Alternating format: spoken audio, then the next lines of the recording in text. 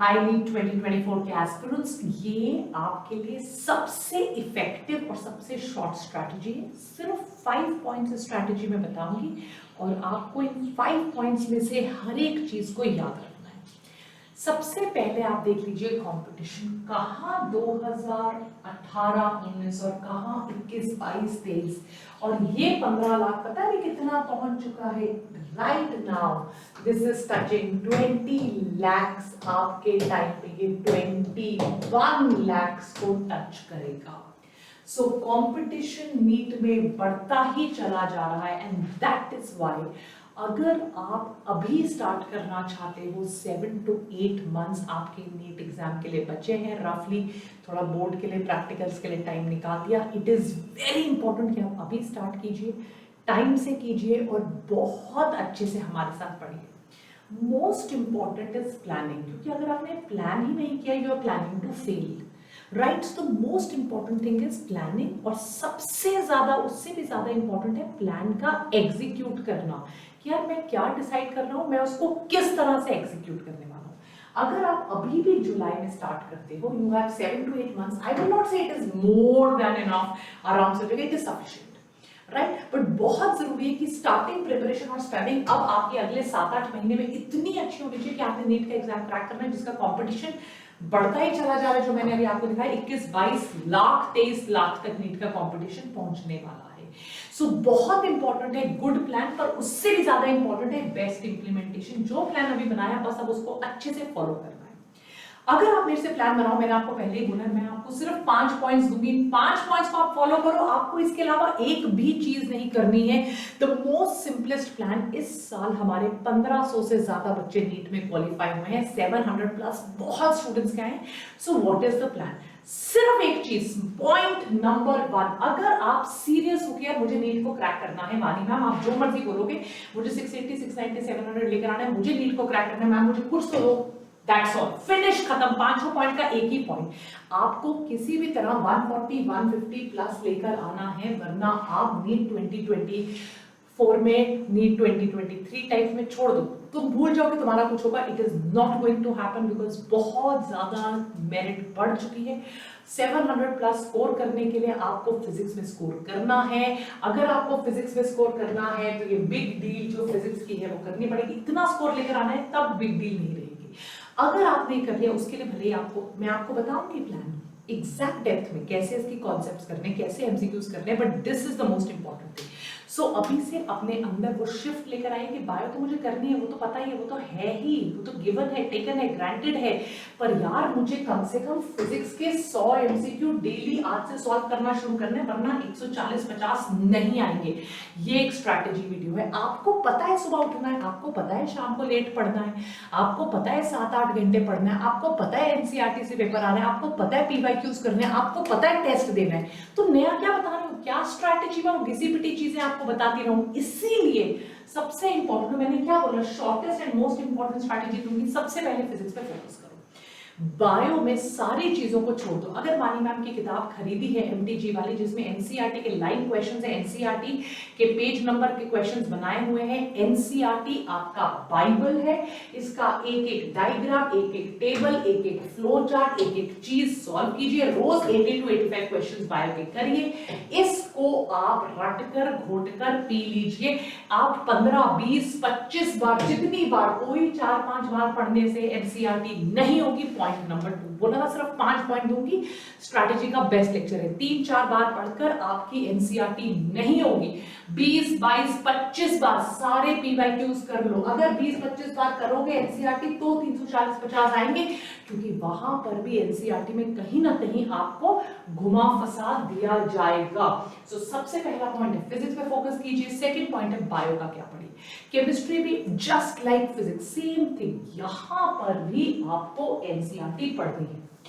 Physics में भी पढ़नी है, बट एनसीईआरटी उसमें सॉल्विंग ज्यादा करनी है ताकि प्रैक्टिस हो। 100 एमसीक्यू बोले तो यार आपको पता चल जाएगा कैसे अप्लाई करना है, कैसे पढ़ना है। ऑब्वियसली उन 100 एमसीक्यू में 20 आपकी एनसीईआरटी की एक्सरसाइज होगी, उन 100 एमसीक्यू में 20 आपकी बैक एक्सरसाइजेज होंगी, तो आपको पढ़ना है। यहां पर भी आपको 90 to 120 एमसीक्यू, मतलब आपको लगभग 300-400 एमसीक्यू डेली करने की अभी आदत जुलाई अगस्त से डालनी पड़ेगी। पीवाईक्यूज करने पड़ेंगे। ऑर्गेनिक केमिस्ट्री के सारे नेम रिएक्शंस को याद कीजिए।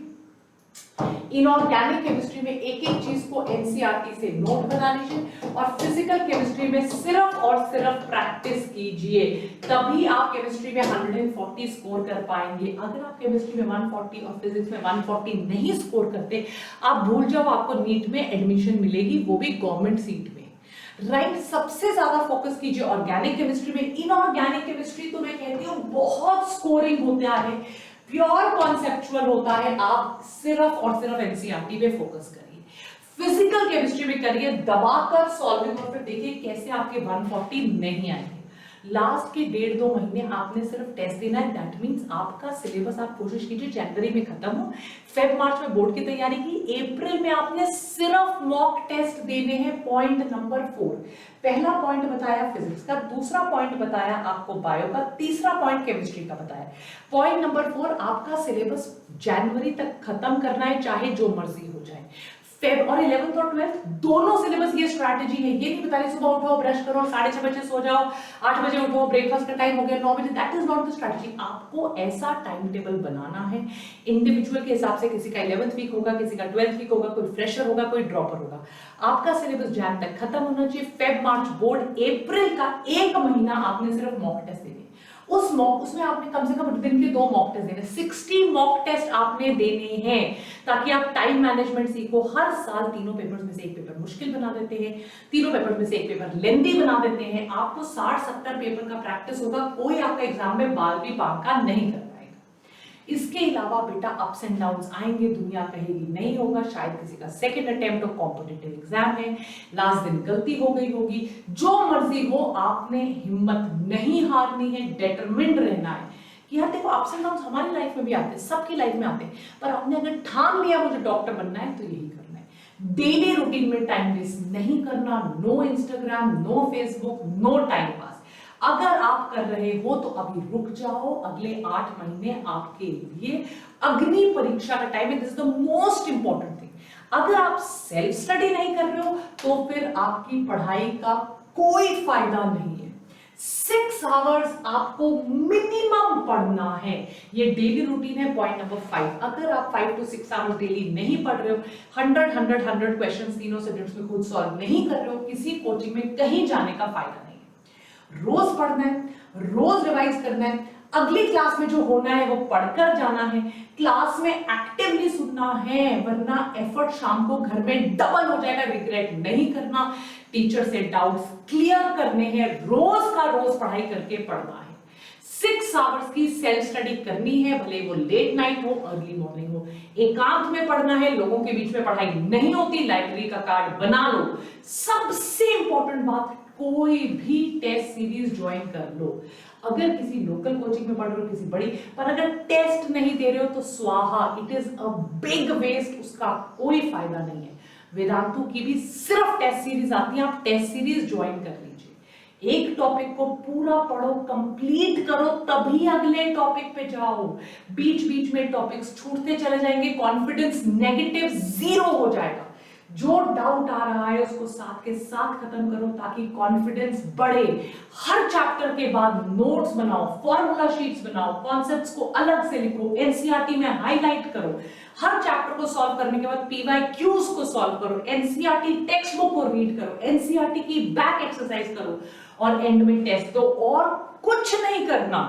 इतनी सिंपल रूटीन बनाओ, एक पावरफुल रूटीन बनाओ, रोज पढ़ना है, रोज एनसीईआरटी पढ़नी है, एनसीईआरटी नहीं अवॉइड करनी, हर एक क्वेश्चन को बहुत बार प्रैक्टिस करना है, एक किताब को 3-4 बार प्रैक्टिस करो, बार बार वही क्वेश्चंस करो, topic wise full syllabus test दो, प्रीवियस ईयर क्वेश्चंस को टेस्ट के फॉर्म में दो, राइट। सो एग्जाम पैटर्न समझिए, एनसीईआरटी से आता है, स्टडी प्लान बनाइए, 6 आवर्स सेल्फ स्टडी का प्लान बनाइए, पीवाईक्यूज खुद करिए, पीवाईक्यूज एज ए टेस्ट दीजिए, 100 क्वेश्चंस पर चैप्टर कीजिए, बेसिक फंडामेंटल कॉन्सेप्ट्स पे फोकस कीजिए, कॉन्सेप्ट स्ट्रांग होने चाहिए, ये नहीं कि कॉन्सेप्ट नहीं पढ़ा और एमसीक्यूज पे चले गए।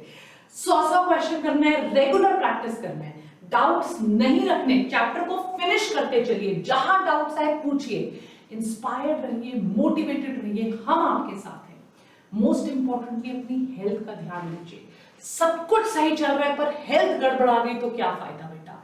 तो हेल्थ का ध्यान दीजिए, अपना स्केड्यूल बनाइए। मैंने आपके लिए एक सैंपल स्केड्यूल बनाया है, कभी 2 आवर फिजिक्स, कभी 2 आवर बायोकेमिस्ट्री, तीनों सब्जेक्ट्स एक दिन में पढ़ सकते हो। डमी एडमिशन है, पढ़ लो, वरना 2 सब्जेक्ट्स पढ़ो। ये सिर्फ एक सैंपल स्केड्यूल है। पीवाईक्यूज भी करने हैं, टेस्ट भी करने हैं, रिवाइज भी करने हैं, ब्रेक्स लेना है। पोमोडोरो से पढ़ना शुरू करो, 25 मिनट पढ़ो, 5 मिनट ब्रेक, 25 मिनट पढ़ो, 5 मिनट ब्रेक, रिलैक्स करो और पढ़ते चले जाओ। सैंपल स्केड्यूल सिर्फ आपके लिए बनाया है, आप अपने हिसाब से अपनी ब्रेक्स, कोई हॉबी ऐड करके, कोई फिजिकल एक्टिविटी करके अपना स्केड्यूल बनाइए। राइट, 2024 का एग्जाम मेरे हिसाब से अगेन मई में हो जाना चाहिए। नोटिफिकेशन आ जाएगी, जैसी आएगी हम आपको बताएंगे, ज्यादा टेंशन मत लीजिए। वीर बैच का पार्ट बन जाइए। Vedantu Biotonic physics teacher Monday को ज्वाइन कर रहे हैं। रोज पढ़ाई होती है, चैप्टर वाइज आपको नोट्स मिलते हैं जो हमारे टेलीग्राम में मिलते हैं। पूरे डिटेल में एनसीईआरटी से पढ़ाया जाता है, टेस्ट आपके होते हैं, डाउट्स क्लास में लिए जाते हैं, एंड सबसे इंपॉर्टेंट अगर आपको डीबीपी चाहिए, डेली प्रैक्टिस पेपर, क्लास के नोट्स चाहिए, चैप्टर के नोट्स चाहिए, सारी इंफॉर्मेशन चाहिए, आपको ज्वाइन करना है हमारा Telegram. Telegram is Biotonic PCB, जरूर ज्वाइन कीजिएगा। Take care, don't forget to like and subscribe, lots of love, God bless you, bye.